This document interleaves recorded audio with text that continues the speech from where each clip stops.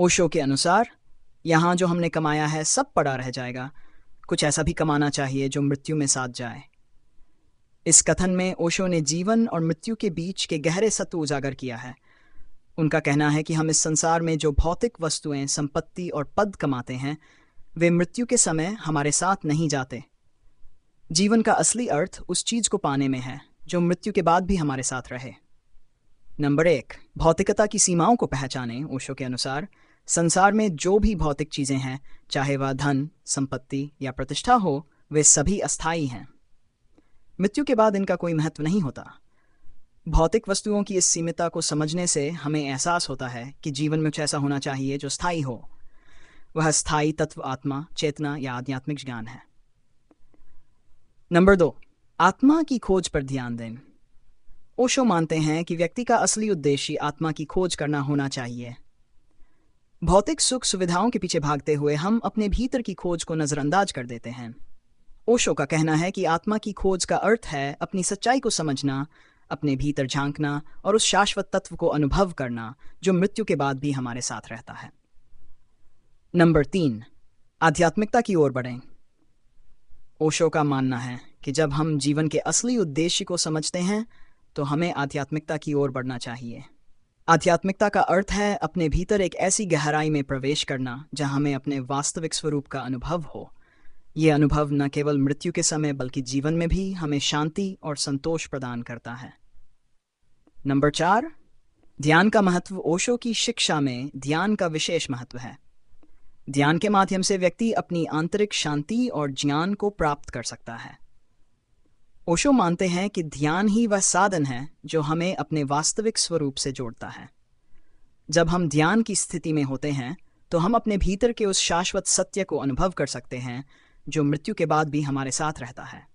Number 5, प्रेम का विकास करें। ओशो कहते हैं कि प्रेम ही वह तत्व है जो व्यक्ति को अपने वास्तविक स्वरूप से जोड़ता है। प्रेम केवल किसी व्यक्ति या वस्तु के प्रति नहीं बल्कि समग्र जीवन के प्रति होना चाहिए। जब हम निस्वार्थ प्रेम का अनुभव करते हैं तो हमें अपने भीतर की शांति और आनंद का एहसास होता है जो मृत्यु के बाद भी हमारे साथ रह सकता है। नंबर 6, भौतिकता के मोह से मुक्त होना। ओशो का कहना है कि जो व्यक्ति भौतिक सुख सुविधाओं के मोह से मुक्त हो जाता है वही सच्चे अर्थों में आज़ाद होता है।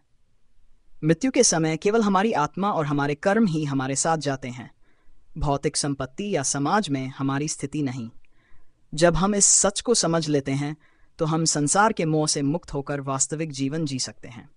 नंबर 7, मृत्यु को स्वीकार करना। ओशो का मानना है कि मृत्यु को स्वीकारना जीवन का महत्वपूर्ण हिस्सा है। जब हम मृत्यु को एक सत्य के रूप में स्वीकार करते हैं तो हम भौतिकता के प्रति अपना मोह छोड़कर अपने भीतर की खोज पर ध्यान केंद्रित कर सकते हैं।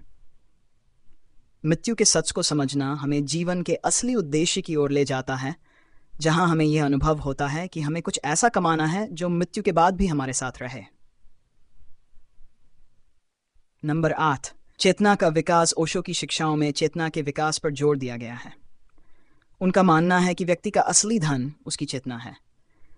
जब हम अपने भीतर की चेतना को जागृत करते हैं तो हम अपने भीतर की अनंत शक्ति और शाश्वत सत्य का अनुभव कर सकते हैं। यह चेतना ही मृत्यु के बाद भी हमारे साथ रहती है और यही हमारा असली धन है। सादगी और सरलता में जीना। ओशो कहते हैं कि जीवन को सादगी और सरलता के साथ जीना चाहिए। जब हम अनावश्यक चीज़ों के पीछे भागते हैं तो हमारा ध्यान अपने वास्तविक उद्देश्य से भटक जाता है। सादगी हमें भौतिकता के मोह से मुक्त करके हमारे असली अस्तित्व की ओर ले जाती है। सरल जीव हमें आत्म शांति और संतोष प्रदान करता है। नंबर 10, जीवन को एक साधना के रूप में देखें। ओशो मानते हैं कि जीवन केवल भोग के लिए नहीं है बल्कि यह एक साधना है। इस साधना का उद्देश्य हमारे भीतर के उस शाश्वत सत्य को खोजना है जो मृत्यु के बाद भी हमारे साथ रहता है। यदि हम इस जीवन को साधना के रूप में देखते हैं तो हम भौतिकता से परे जाकर अपनी आत्मा के विकास की ओर अग्रसर हो सकते हैं। ओशो के इस कथन का सार यह है कि हमें केवल भौतिक वस्तुओं का संग्रह नहीं करना चाहिए बल्कि हमें उस आध्यात्मिक ज्ञान, चेतना और प्रेम को प्राप्त करने का प्रयास करना चाहिए जो मृत्यु के बाद भी हमारे साथ रहता है। जब हम भौतिकता के मोह से मुक्त होकर अपनी आत्मा की ओर बढ़ते हैं तभी हम सच्चे अर्थों में जी पाते हैं।